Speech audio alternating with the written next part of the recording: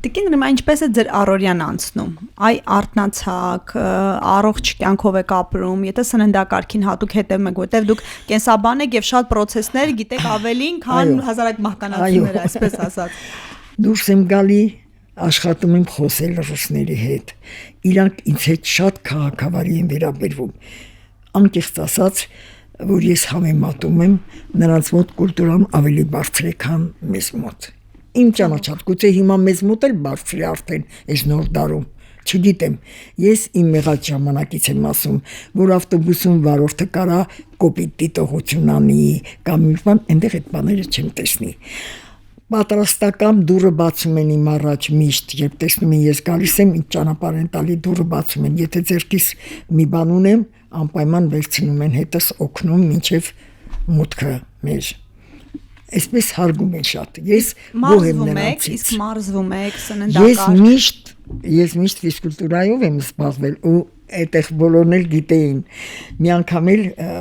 այն պատտվելի ժամանակ վանի մեջ իջնելիս ոտքից խփեց։ Ու ասեցի իրան։ Բակի մարզասարքերի մասն է խոսքը։ Բակի մարզասարքերի մասն է խոսքը։ Բակի։ Պատմեցի հայ ընտանիքներ կան, հետ կինն ասեց. Այ Ռիմացուցիա, ինչ եք ուզում, սպորտսմեններին միշտ էլ ինչ-որ դեպք պատահում է, ինձ կես կատակով, մի խոսքով բոլորը գիտեին, որ ես պարտադիր ֆիզկուլտուրայով զբաղվում եմ, չեմ ամաչում, այնտեղ ընդհակառակ հարգանքով են մոտենում, որ տարեց մարդ ես ու ֆիզկուլտուրան սիրում ես։ Նույնիսկ երեխաներ են գալի, դպրոցի շատ մեծ մոտ է Բաքում, ես շփվում եմ, ես դրանով եմ ապրում, որ այնտեղ աշակերտները շատ են, ես նրանց հետ զրուցում եմ միշտ։ Իրանք ինձ կյանք են տալի։ Ես իմ հուշերով աշակերտների մասին դրանով եմ ապրում, բայց նրանք էլ էներգիա են տալի ինձ։ Տիկին Ռիմա, 70-ում որոշել եք նոր լեզու սովորել, այսինքն այդ անընդհատ սովորելը հիմա մոդայիկ բառ կա։ Չկարողացա, որովհետև ում հետ որ սովորում էի ես, նա Ֆրանսիա ամուսնացավ գնաց։ Ֆրանսերեն էի սովորում։ Հա, ֆրանսերեն էի սովորում։ Գնաց Ֆրանսիա, տարիներ անց նույնիսկ զանգել էր աղջկաս, հետաքրքրում է ես կամ թե չէ, ինչով եմ զբաղված։ Ես միշտ զբաղմունք ունեմ, միշտ գրում եմ։ Այս փոքրիկ գրքույկը ունեմ, բայց այնքան շատ բան ունեմ գրած, որ գամ վերեմ, հետս չի կարող աղջիկս ասավ դա ծանր է էլի քեզ, իզուր տեղը ծանրացնում ես քո իրերը, կգնանք մի անգամ կամ կուղարկեմ ունենց։ Ես ուզում եմ Էլ ինչով եք զբաղված։ Երբ որ ես այնտեղ չէի, ստեղ առավել շատ զբաղմունք ունեի, շատ հյուրեր էի ընդունում, շատ մեծ տուն ունեի, 2 հարկանի 12-ը 13-ի վրա, այգի և ջերմոց, ամուսինս էլ էր գյուղատնտես, ես էլ, առաջ գյուղատնտեսական եմ ավարտել, հետո մանկավարժական եմ ավարտել, որ ես մանկավարժ աշխատեմ, որովհետև դա ավելի իմն էր, ես այդտեղ ինձ գտա։ Իմ երեխաները, աշակերտները համարում էին ամենահետաքրքիր առարկան դպրոցի կենսաբանությունը։ Դա ինձ շոյում էր, ես էլ եմ աշակերտուհի եղել, բայց ես այն ժամանակ չեմ հասկացել, որ դա է ամենահետաքրքիրը։ Իսկապես ամենահետաքրքիրն է։ Բայց իմ աշակերտները ամենահետաքրքիրն էին համարում։ Երբեմն էլ իրար հետ զրուցելիս իմ մասին ասում են, «Էս մեր ընկեր Գալստյանը ոնց որ յասնավիծ է ծլնի էլի»։ Չի հարցրել դժդասը, բայց գիտի ով է սովորել, ով չի սովորել։ Փորձառությունն է։ Իսկ պայծառ միտքը ինչի շնորհիվ է ձեզ կարդալու, գրելու, լավատեսության, դուք այնքան դրական էներգիա ունեք։ Եվ ուշիմ կարդալու։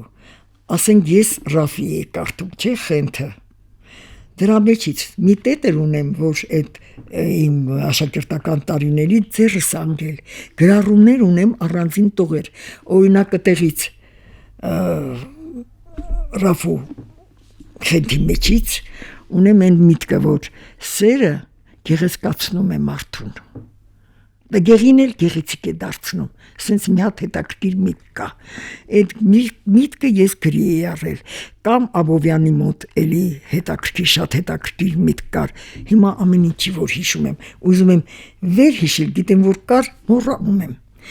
Բայց տղաս ինձ խորհուրդ տվեց,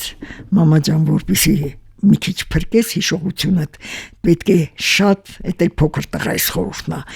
ուշույով ասպաղվում ինքը։ Պետք է շատ կարդաս բանաստեղծություններ, անգիրանես, ոչ թե կարդաս, անգիրանես եւ միշտ կրկնես։ Ես ամեն երեկո մինչեւ Համու Սեյանի բանաստեղծությունները չկրկնեմ, որովհետեւ սա ավելի ուշ եմ սկսել։ Դպրոցում չեմ անցել, օրինակ Իսահակյան, Շիրա, Աստերյան, նրանք գիտեի վաղուց, բայց Սահյանին Նորեկ բացայտ։ Ու գիրքը դնում եմ, այս գիրքը չի, ինձ մոտ իմ աշակերտուհին ա նվիրել այդ գիրքը, փոքր է եւ ընտրանի է, կարծես թե իմ բացի տակ եմ դնում։ Տիկին Ռիմա, ինչ խորհուրդ կտաք այն մարդկանց, որ նոր թոշակի են անցել, երբեմն շատ հաճախ Հայաստանում համարում են, որ դե թոշակի անցանք, դե վերջ, ինչպես ուժ գտնեն, ինչպես իրենց էներգիան օգտագործեն ներուժը։ Միշտ կարելի է գտնել։ Ինչ ասեմ, տարբեր մարդիկ տարբեր նախասիրություններ են ունենում։ Օրինակ մեկը երեխաների հետ զբաղվել է սիրում, մանկապարտեզում թեկուզ գնան հավաքարար աշխատեն կանայք։ Գործ չի դա, հեշտ դժվար գործ չի հավաքարարը մի քիչ տարիքով մարդկանց համար։ Ովքեր ուզում են աշխատել, կարող օրինակ ես ուզում եի աշխատել, բայց ինձ չթողին։ Ես սկսեցի կարդալ մի քիչ ռուսերենը բառարանով, ռուսերենը դպրոցականի մակարդակով էի գնացել, որովհետև չէի ընկել միջավայրը, որպեսզի խոսակցական լեզուն իմանամ, բայց հիմինտեղ ինձ ասում են, դուք շատ լավ եք խոսում, մենք ձեզ շատ լավ հասկանում ենք։ Այսինքն անընդհատ զբաղվածություն ունեն, որևէ բանում ներգրավված լինեն։ Միշտ։ Ինչպես վայելեն տարիք, ինչպես վայելեն ծերությունը։ Ասում եմ, եւ հետաքրքիր է երեխաների հետ ինձ համար օրինակ, ես դուրս եմ գալի անպայման զբոսնելու դրսում եւ քայլելու համար ինձ պետք է դա, եւ երեխաների համար անպայման նրանց եմ օգնում, նրանցից էներգիա եմ ստանում, նրանց այդ շփումների մեջ, օրինակ կորոնավիրուսով ես ծանր հիվանդացել էի, երբ որ դուրս եկա հանկարծ արդեն 3 ամիս էլ աղջիկս խնամեց ինձ տանր արհեստական շնչառությամբ, լավացա դուրս եկա, 2 քույրիկներ ռուս վազեցին ինձ մոտ, բաբուշկա Рима, вы где были? Мы искали, нигде не нашли, где вы были? Ասեցի, այնքան ուրախացա, շոյվեցի, мы не забыли, вы какие советы нам дали, երկրորդ դասարանցի են ընդամենը, какие я забыла. Դուք ասեցիք մեզ, որ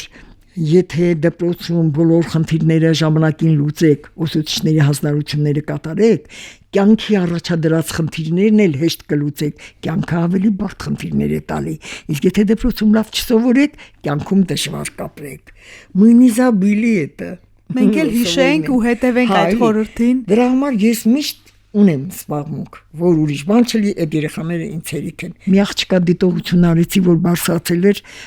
Գրիշը այդ ֆիզկուլտուրապարակի գլխի բաները կոտրվող են։ Մոռացա ինչա կոչում շիֆրերը։ Տերմինները, հա։ Դիտողություն արի, ասի իջի, նախ չի ասում, որ դու աղջիկ ես, տենց բարձրանում ես, տղամերին էլ պետք չի բարձրանալ քեզ էլ, հանկարծ կգնես կկոտրվի աղջիկ ջան ձեռքդ, ոտքդ։ А мы родились один раз,